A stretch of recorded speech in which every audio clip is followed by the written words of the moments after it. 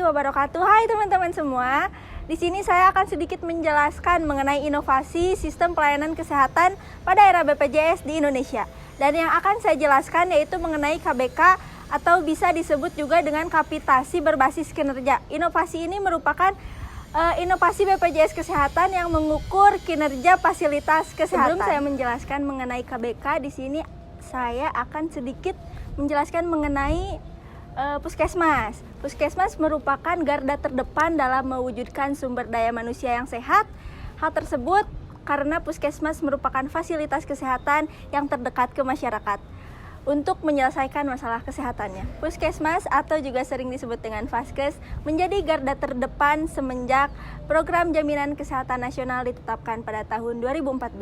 Namun, kualitas layanan di Puskesmas masih sangat rendah karena belum adanya standar kinerja yang mendorong kualitas pelayanan. Akibatnya, peserta JKN tidak mendapatkan pelayanan yang sangat optimal. Pada setiap bulannya, Puskesmas mendapatkan kapitasi yang tidak memperhitungkan capaian kinerjanya.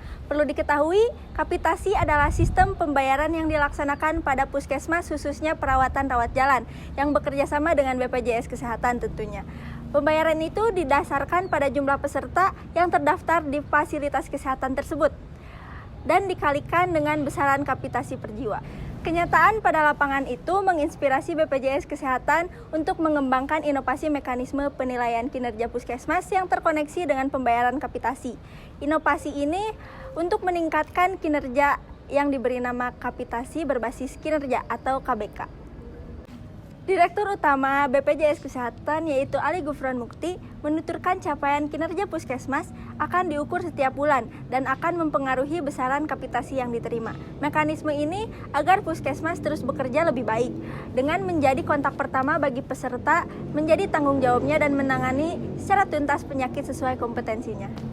Dengan KBK, capaian kinerja Puskesmas diukur setiap bulan dan akan mempengaruhi besaran kapitasi yang diterima. Inovasi ini meningkatkan pemanfaatan layanan Puskesmas sebesar 18,8% dari tahun 2018 ke tahun 2019.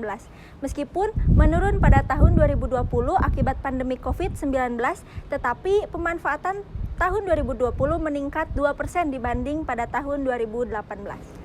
KBK juga meningkatkan kompetensi Puskesmas dalam memberikan pelayanan komprehensif berupa penurunan kasus rujukan ke FKR tingkat lanjutan atau rumah sakit sebesar 27% dari tahun 2019 ke tahun 2020. Inovasi ini menghasilkan terkelolanya 56,85% pasien diabetes mellitus dan hipertensi yang terdaftar pada program pengelolaan penyakit kronis sebesar 19,2% peserta dalam kondisi terkontrol gula darah bagi pasien diabetes dan terkontrol tekanan darah bagi pasien hipertensi pada tahun 2020.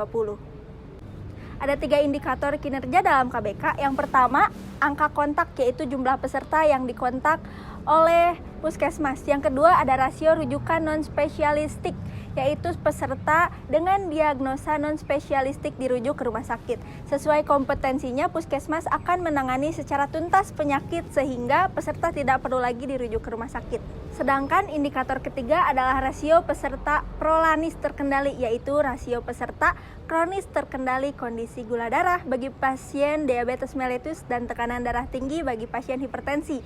Indikator ini mendorong Puskesmas mengelola penderita penyakit kronis secara rutin melalui kegiatan pemantauan gaya hidup, pola makan, keteraturan minum obat, serta pemeriksaan kadar gula darah dan tekanan darah secara berkala. Dan yang perlu diketahui, inovasi ini masuk ke dalam top 45 inovasi pelayanan publik pada tahun 2021 dalam ajang kompetensi inovasi pelayanan publik yang digelar oleh Kementerian PANRB setiap tahun.